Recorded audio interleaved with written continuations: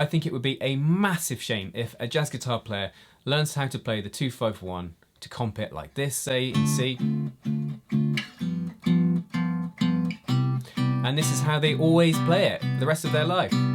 They never do anything interesting with it. They never move on from this because they think, well, I've got the 2-5-1 now.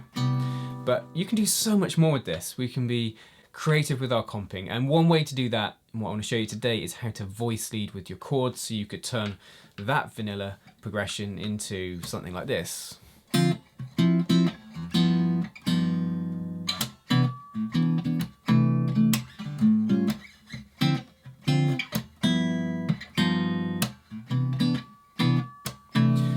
Link in the description for all the tab and notation from today, as well as a link to my Patreon page. Now let's get onto it. First off, what is voice leading? Voice leading is how the notes of a chord, or the voices of a chord, move from chord to chord, how they connect up, if you like. And that can be done very efficiently, or it can be done very inefficiently. Take this way of playing 2-5-1. Notice the note on the top. I'm interested in the note on the top. That's an F, that's the minor third. If I go to a G7 like this, there's the D on the top, the fifth on the top. So that string, it went from this F to this D. And then if I go to C major 7, here we've got the third on the top on the B string. So on the B string it went. And that could be a lot closer, which will create more feeling of interesting movement between the chords. This is big jumps, especially in the bass. So what we do is we're going to practice voice leading on this B string with D minor 7, G7, C. Now, for me, there's 3 options for voice leading. 1, it can go up. 2, it can come down. Or 3, it can stay the same. So here's my examples for going down. There's obviously many ways you can do this, just a few to get you thinking about this concept and approaching your chords in a different way. So let's start with the D minor 7 like this. We've got that third on the top. Now, sometimes to get voice leading, you might need to add extensions to chords to give you close notes to link up with. And I'm going to do this here. I'm going to go with a G13 for the G7, which is a sweet voicing of a dominant.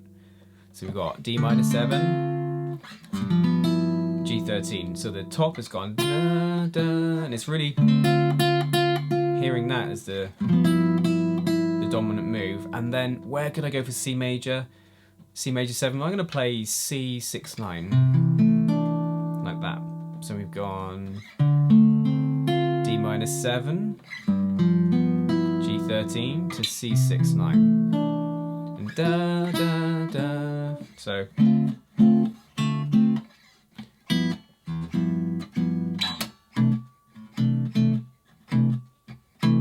interesting in the sense that you get that 4 there. Really nice. You feel that travel down to that C6-9. Now here's another example. We're going to play D minor 9 instead of D minor 7, because that's again another way to level up your comping. Just instead of playing, you know, the basic chords, add other extensions. That gives us the E on the top. And then let's do a G7 with a sharp 5 on the top, which is an E flat, so we've gone down. And then we could go to C6-9 again, so we have the D on the top, and then it would go on. We'll go to C major 9. So then we have D minor 9, E on the top, G7 sharp 5.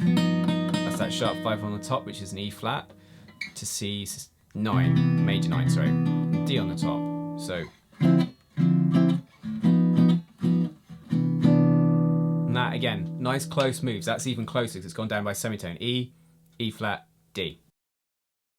So let's try going up this time. And here's my first example.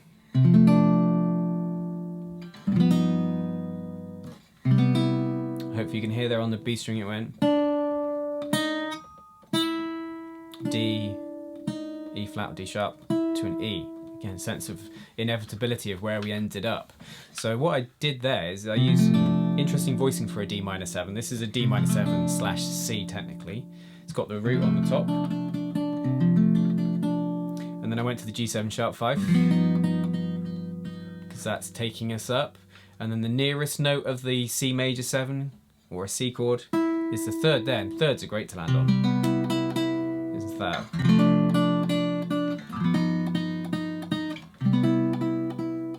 really nice sense of when, you know, satisfying sort of release when you get to that C major 7 there. Here's another one going up. We could start with D minor 9, got an E on the top, G7, the 5th in the bass and the 7th on the top, so we've gone to an F there, so that went.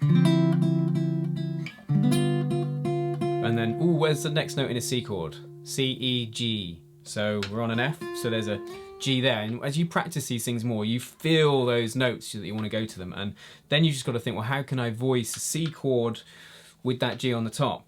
I could do a C major 7, but I feel like doing... This is a C6 with the 3rd in the bass. So... beautiful sounding 2-5-1 that doesn't sound like that vanilla way. Third way, we're going to keep the note the same on the top of the chord. So if we did D minor 9 to start with, E on the top, we could go to that G13 we used earlier.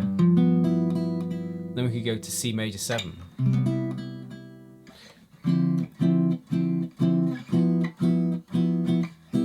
When you pick up that top note.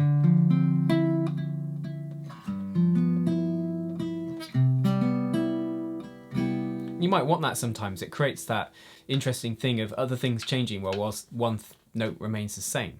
Here's another way. So we've used this shape earlier, D minor 7 with the 7th in the bass, going to G7, got a D on the top, going to C major 9. We could go to C 6 9. So that's...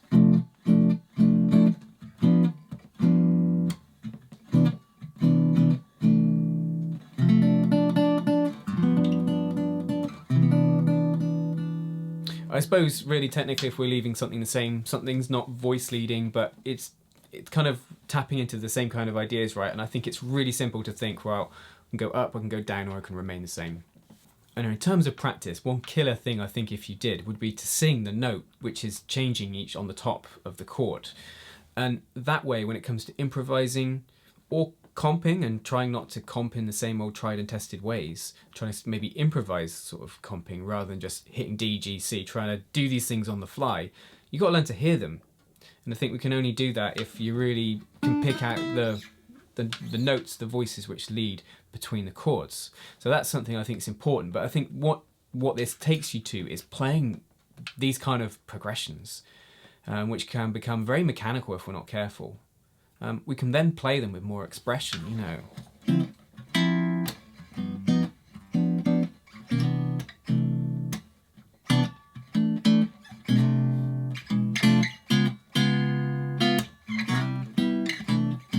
And just doing something different each time, and you obviously will develop little tricks and tips, and you can certainly take the ones I've shown you today and try and incorporate them into songs, try and move them around the fretboard to different keys. That would be beneficial too. Don't forget the PDF tab notations available from today. If you also are interested in further learning with me, then please do check out the link to my Patreon page. That's also in the description. If you've got any questions about today's lesson, leave them below and I'll get back to you. But don't forget, jazz guitar lessons every Wednesday. Until next time, you take care.